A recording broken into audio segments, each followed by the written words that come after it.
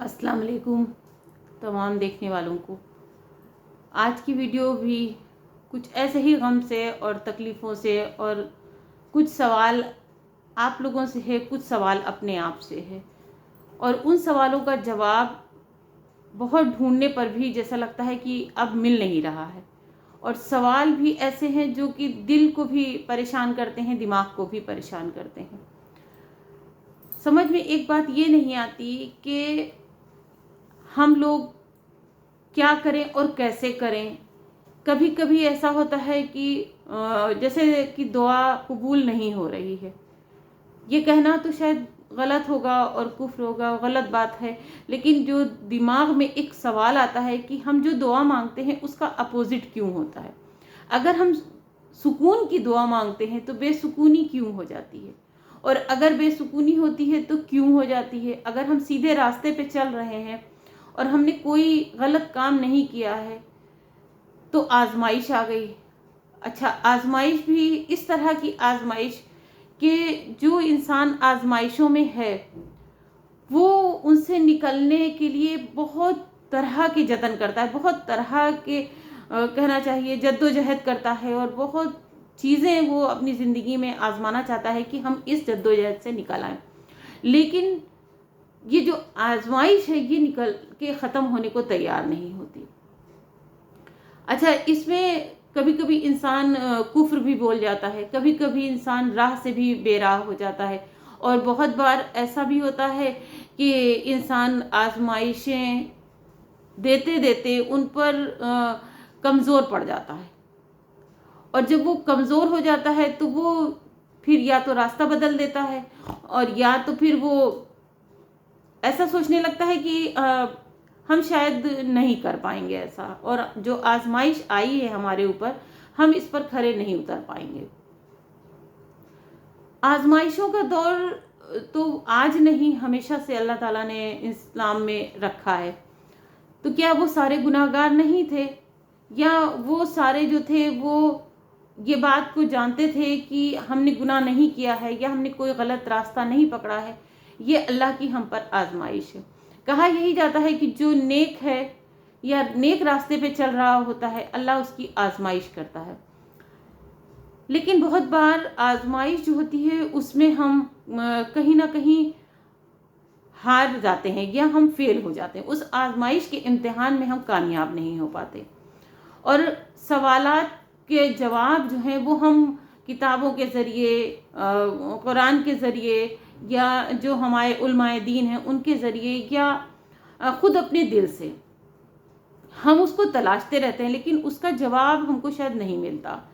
और न मिलने की वजह कुछ एक नहीं होती, बहुत सारे वजूहात होते हैं, क्योंकि हमारा जहन उन बातों को सुनने और समझने को तैयार नहीं होता कि जब हमने गलती नहीं की तो सज़ा किस बात की। बस एक ही सवाल जहन करता है कि जब हमने गलती नहीं की तो सज़ा किस बात की। अच्छा, वो सज़ा ये नहीं कि सज़ा एक ही होती है, सज़ा बहुत तरह की होती है, या कहें कि आजमाइश बहुत तरह की होती है। वो किसी भी तरह से आपकी आजमाइश कर सकता है। अल्लाह ताला क्योंकि जब बंदे बनाता है तो वो उसको ये छोड़ देता है कि देखें ये किस तरफ जाता है, और जब वो अपना कोई एक रास्ता चुन लेता है तो फिर वो उसको आजमाइश में कहीं ना कहीं डाल देता है।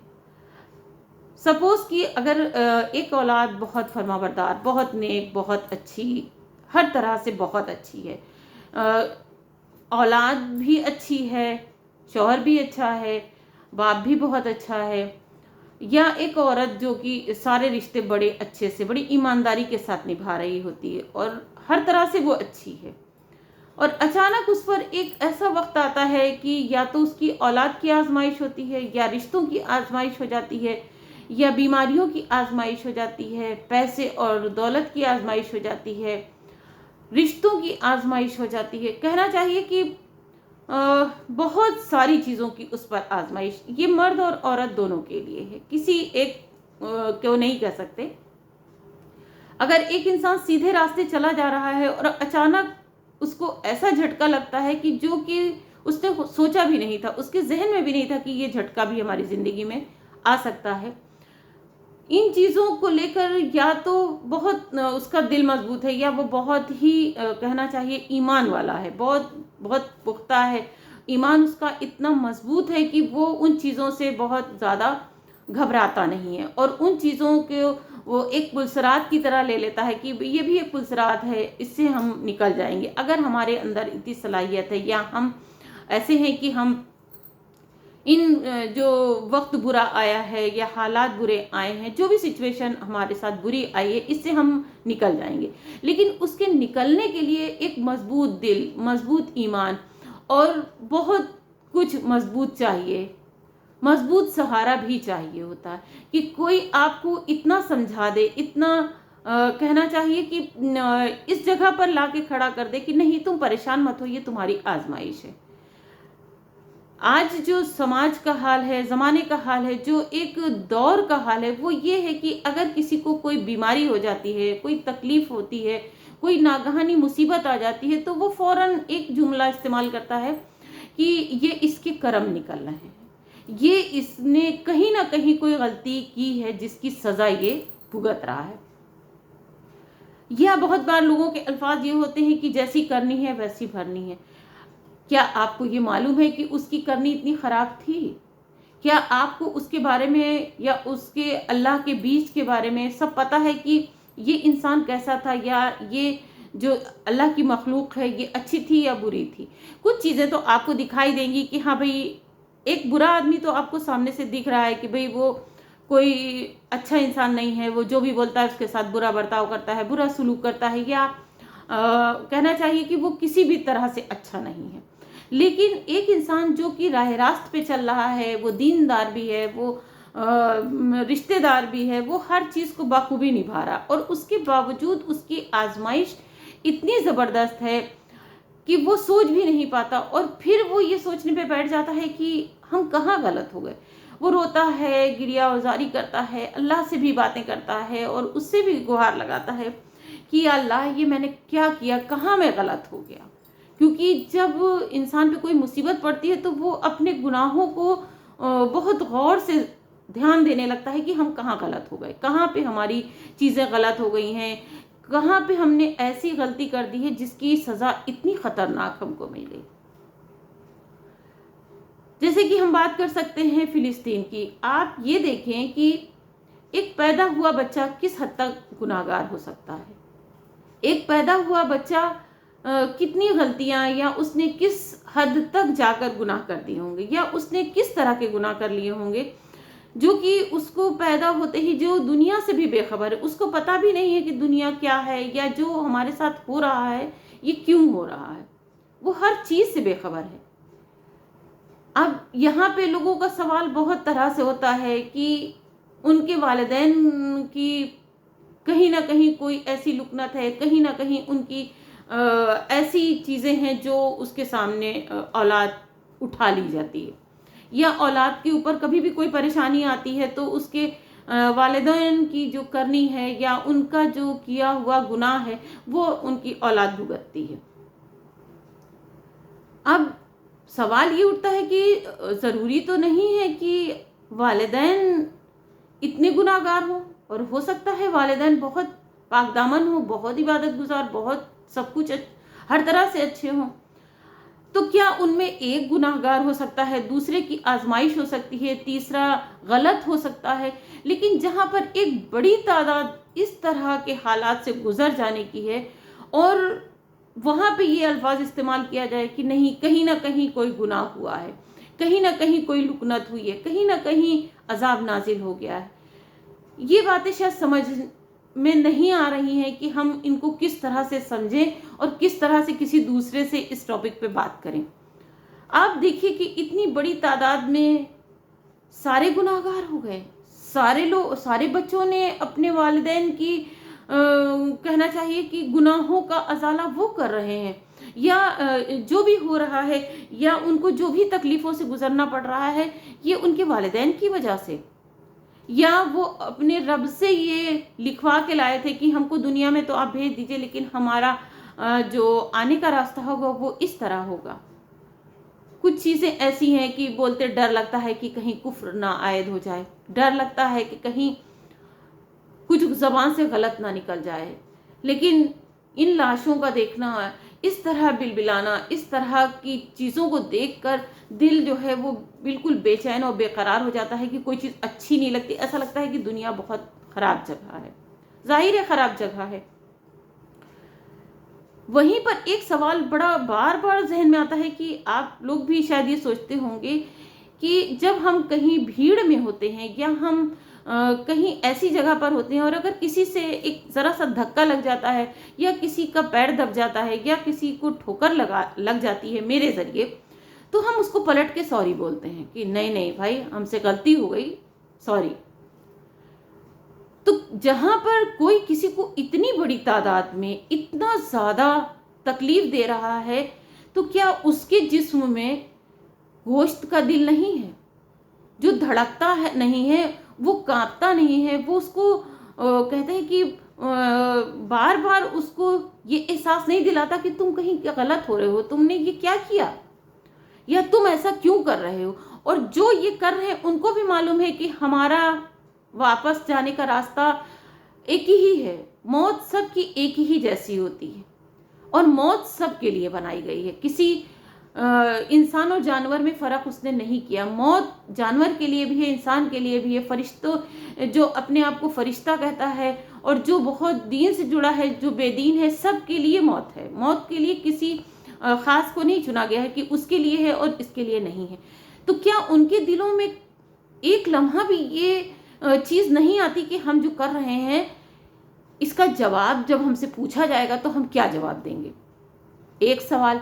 दूसरा सवाल ये होता है कि क्या उनको समझाने के लिए कोई भी ये नहीं कर रहा है कि लाओ हम इसको समझाने की कोशिश करते हैं। मानिए घर में बहुत सारे लोग होते हैं, उनमें से अगर एक फैमिली झगड़ा कर रही होती है, तो जो ख़ानदान के या जो रिश्तेदार होते हैं या जो लोग भी जुड़े होते हैं, वो उनको बैठा के समझाने की कोशिश करते हैं कि नहीं भाई, बात को समझाने की कोशिश करो, सुलह करने की कोशिश करो। और इस तरह किसी की जान लेके आप अल्लाह को किस तरह मुँह दिखाएंगे? या आप किसी को तकलीफ देके, आपको भी पता है आप किसी छोटी से छोटी चीज़ के लिए, बड़ी से बड़ी चीज़ के लिए कितना भी झगड़ा कर लीजिए, कितना भी आप फसाद करिए, उसको हासिल कर लीजिए, लेकिन वो आपके पास कितने देर तक रुकेगी? आपको भी पता है कि वो हमारे पास ज़्यादा टिकाऊ नहीं है। क्यों? क्योंकि मौत तो एक लम्हा नहीं देती ना कि तुम अपनी चीज़ों को सही कर लो। वो लम्हा भर भी वक़्त नहीं देती और वो फ़ौरन आ जाती है और लेके जाती है। तो कहीं न कहीं ये सवाल तो ज़हन में आता ही है कि जो चीज़ें हम आँखों से देख रहे हैं, तो जो हमारे सामने दिख रहा है, तो इसको इस तरह के अंजाम देने के लिए इंसान ने बैठ के प्लान किया होगा। जब प्लान किया तो कहीं उसके दिमाग ने या दिल ने क्या उसको ये राय नहीं दी कि नहीं, इतने लोगों की जान जाना आसान बात नहीं है, इसका जवाब देना पड़ेगा, या हम इसका जवाब क्या देंगे? और जवाब मांगने वाला सबका एक ही है कि वो जब जवाब मांगेगा तो हम कैसे इसका जवाब देंगे और हम क्या बताएंगे। और अगर बताएंगे भी तो हम कितना भी, आप मुल्क के लिए लड़िए, घर के लिए लड़िए, मोहल्ले के लिए लड़िए, अपने फैमिली के लिए लड़िए, किसी भी चीज़ के लिए लड़िए, उसका एक दायरा होना चाहिए कि भाई इसकी एक दीवार है, एक सीमा है, एक बाउंड्री है कि इस बाउंड्री तक ही हम लड़ सकते हैं, इसके बाद नहीं। क्यों नहीं? क्योंकि उसके बाद हम जिसके लिए भी लड़ रहे हैं, क्या कल वो हमको ये याद रखेगा कि ये चीज़ हमको किसी ने छीन के दी थी या किसी ने लड़ के हमको ये चीज़ दी थी? वो कभी भी नहीं याद रखेगा। ये एक नियम है, ये एक तरीका है कि आप कितना भी काम किसी के लिए कर लीजिए, लेकिन वो बहुत कम वक्त आपको याद रखता है कि आप उसके लिए लड़े थे या आप उसके लिए खड़े हुए थे या आपने उसके वक्त को अच्छा बनाया था। बहुत बहुत मुख्तसर से वक्त के लिए वो याद रखता है और उसके जैसे ही उसका टाइम बदल जाता है, वैसे ही वो ये सारी चीज़ें भूल जाता है कि हाँ, हमारे साथ कुछ ऐसा हुआ था या हमने इन चीज़ों को हासिल किया था। लेकिन हम बार बार ये सवाल मेरे जहन में बार बार आता है। प्लीज़ आप कमेंट करके बताएं, क्या ये सवाल उन लोगों के जहन में नहीं आता जो लड़ के किसी की गर्दन काट के, किसी की जान लेकर या किसी को मार कर, उनके अंदर ये फीलिंग नहीं आती कि हम जो कर रहे हैं ये बहुत तकलीफदेह है, ये बहुत गलत है। और जब हम बहुत ज़्यादा गलत करते हैं तो अल्लाह ताला ने सबको दिल दिया है, और कहीं ना कहीं आप किसी की बात नहीं सुनते, लेकिन दिल की बात, दिमाग की बात आपको सुनना ही पड़ती है कि वो कहीं ना कहीं आपको ब्रेक लगा देता है कि नहीं, बस स्टॉप, अब बस बहुत ज़्यादा हो गया है, अब इससे ज़्यादा नहीं। कौन सा दिल अल्लाह ताला ने दिया है कि हम बार बार किसी को तकलीफ दे रहे हैं और बड़ी तादाद में दे रहे हैं, और इतना, क्या जो चीज़ें हम लोग देख रहे हैं वो नहीं देख रहे हैं? तो क्या वो देख कर किस हद तक खुशी मना सकते हैं? हम मान लेते हैं कि चलो उन्होंने बहुत खुशी मनाई और बहुत इंजॉय किया, बहुत बहुत ज़्यादा। किस चीज़ को, आप किसी को मार के आप क्या इंजॉय कर सकते हैं? मज़ा तो तब आता है कि अगर हमने किसी को किसी बेसहारा को या किसी को कोई तकलीफ में है और हमने उसको सहारा दिया। मज़ा तो तब आता है कि कोई भूखा है, हमने उसको खाना खिलाया, कोई बीमार है, हमने उसका इलाज कराया, किसी के पास कपड़े नहीं, हमने उसको कपड़े दिए, तब मज़ा आता है। दिल को भी, दिमाग को भी सुकून तब मिलता है। लेकिन अगर आप ये सोचिए कि हम किसी को तकलीफ दे के, किसी को मार के, किसी को बहुत ज़्यादा अजियत पहुंचा के और इतनी बड़ी तादाद में लोगों को मार के हम कहते हैं आपने पूरी दुनिया पे कब्जा कर लिया, उसके बाद आपको इस दुनिया से रुखसत होना है। और जब आप रुखसत होंगे और उस अल्लाह के सामने खड़े होंगे जो सबका मालिक है, तो क्या आपको नहीं लगता कि आप क्या कह के इसको जवाब देंगे? आपको नहीं ये एहसास होता कि अरे, ज़रा सा किसी को ठोकर लगने पर तो हम सॉरी बोलते हैं, और जहाँ पर मेरी ज़रा सी ईगो कहें, हम कहें या खुददारी कहें या एक जुनून है, अगर हम इसके तहत किसी एक तबके को या किसी एक पार्टी को, या कहना चाहिए किसी भी एक मुल्क को हमने टारगेट कर रखा है और उसमें इतनी बड़ी तादाद में लोगों को मार के हम रात में सुकून से सो सकते हैं, या हम अच्छे निवाले, या हम पार्टी कर सकते हैं? मेरी समझ में ये बात बिल्कुल नहीं आती, और ना ही जहन इस बात को और दिल और दिमाग इस बात को मानने को तैयार है कि किसी को तकलीफ दे के इंसान रात में सो सकता है। मेरे ख्याल से वो बिल्कुल नहीं सो सकता। कहते हैं कि जब किसी को एक फांसी की सज़ा दी जाती है कि भाई फांसी की सज़ा इसको देना है, और जो जल्लाद होता है, मैंने बहुत सारे इंटरव्यू सुने, उसमें हर जल्लाद का ये कहना है कि ज़रूर ये मेरा काम है और हमको महीनों पहले, हफ्तों पहले इन चीज़ों की तैयारी करना होती है, लेकिन हमारी नींदें उड़ जाती हैं और ऐसा लगता है कि हम किसी की जान ले रहे हैं, जबकि वो मेरी नौकरी है, वो मेरी एक ड्यूटी पे आ जाता है कि ये मेरी ड्यूटी है, हमको इसके पैसे मिल रहे होते हैं जो कि हमने नहीं किया है, हमसे किसी ने कहा कि तुम ऐसा कर दो और इसके हम तुम्हें पैसे देंगे। लेकिन वो भी डरता है, वो भी लरसता है और उसको भी कई रातों नींद नहीं आती कि हम ऐसा करने जा रहे हैं। और जहाँ पर एक के अलावा नामालूम एक बड़ी तादाद, हज़ारों हज़ारों की तादाद में लोग इस तरह के काम करते हैं, तो उनको ये नहीं लगता कि हम एक ऐसी चीज़ को इस्तेमाल कर रहे हैं जिससे इतने लोगों की जान चली जाएगी और इतने लोगों के घर तबाह हो जाएंगे। तो हम बैठ के बात कर सकते हैं, हम उसका कोई दूसरा हल निकाल सकते हैं, ना कि जान लेके आप कितना भी किसी चीज़ को आप हासिल कर लें, आप कितना भी किसी चीज़ के पीछे भाग लें, कुछ भी कर लें, लेकिन कहना चाहिए कि रास्ता वही है कि आपको भी एक दिन मौत पकड़ लेगी। और जब आप अल्लाह के सामने पेश होंगे तो जिनकी आजमाइश है, जो अनजाने में मर रहे हैं, उनके लिए तो बहुत ज़्यादा अच्छे रास्ते हैं, लेकिन ये कहना आसान है, इसको बर्दाश्त करना बहुत मुश्किल है। जिनके अपने इस दुनिया से रुखसत हुए चले जा रहे हैं कि पूरे पूरे घर तबाह हैं, पूरे पूरे महल्ले, पूरे पूरे ख़ानदान तबाह हैं, आप उन घरों के दिलों का हाल पूछिए कि उनके दिलों पे क्या बीत रही है, उन पर क्या बीत रही है। इंसान को इंसान बन के रहना चाहिए। कहा जाता है कि जानवर और इंसान में यही फ़र्क है कि जानवर को तकलीफ़ फ़र्क नहीं पड़ता, लेकिन इंसान को अगर एक किसी को तकलीफ़ होती है, दूसरा उसी तकलीफ़ को महसूस करता है और उसकी तकलीफ़ को दूर करने की कोशिश करता है। आप देखिए कि हॉस्पिटल क्यों बनाए जाते हैं, बड़े बड़े जो NGO खुले हुए हैं वो क्यों हैं? कि किसी को तकलीफ़ ना हो। अगर बेटा नहीं रख पा रहा है, बेटी, या उसका कोई नहीं है, हम यहाँ पर लेकर आएंगे और वहाँ पर उनको रख के और उनका एक अच्छा इंतज़ाम करेंगे, उनको एक सुकून की ज़िंदगी दे पाएंगे। तो आपको नहीं लगता कि उनको भी छोड़ देना चाहिए कि नहीं भाई ये मर रहे हैं, मरने तो हमें क्या फर्क पड़ता है? लेकिन नहीं, क्यों? क्योंकि वो एक इंसान है, वो इंसान की कदर करते हैं। मौत सबके लिए है, बरहक है, लेकिन एक मौत जब अल्लाह की तरफ से होती है, एक मौत जो बंदा किसी बंदे को देता है, तो वो मौत बहुत ही तकलीफ दे है। तो हम सब से यही रिक्वेस्ट करते हैं कि आप उन सब के लिए दुआ करें और अल्लाह से ये दुआ करें कि जो लोग उन पे इतना तशद्दुद कर रहे हैं, इस तरह का जुल्म कर रहे हैं, अल्लाह उनके दिलों को नरम कर दे, अल्लाह उनके दिलों को बदल दे और उनके दिल में एक इंसान होने की फीलिंग आ जाए, एक इंसानियत की फीलिंग आ जाए कि एक इंसान के ऊपर दूसरा इंसान बिल्कुल भी जुल्म ना करे और बहुत सुकून और अमन के साथ रहो। ज़िंदगी बहुत छोटी सी रह गई है, बहुत कम वक्त दुनिया के लिए है और लड़के झगड़ के खूरेजी करके जो मर रहे हैं वो तड़प रहे हैं, लेकिन जो अपने घरों में मस्त हैं, खा रहे हैं, पी रहे हैं, पार्टियां हो रही हैं, एंजॉय कर रहे हैं, उनको एक लम्हा भी उनको ये फिक्र नहीं होती कि हम तो खाने में सेलेक्ट करते हैं कि हमको क्या खाना खाना है और क्या नहीं, हमें ऐसा नहीं ऐसा चाहिए।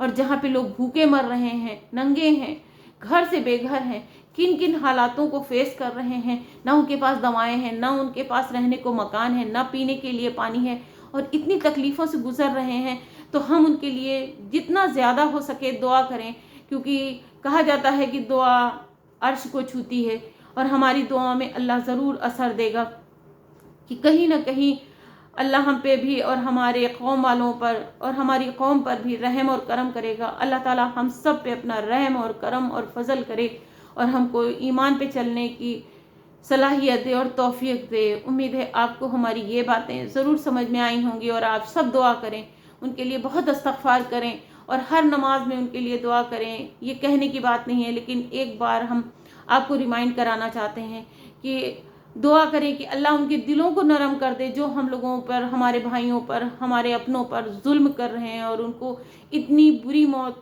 दे रहे हैं जो कि न देखी जाती है न बर्दाश्त होती है। अल्लाह ताला सबको अपने हिफ्ज़-ओ-मान में रखे। मिलते हैं एक नई वीडियो के साथ। अल्लाह हाफिज़।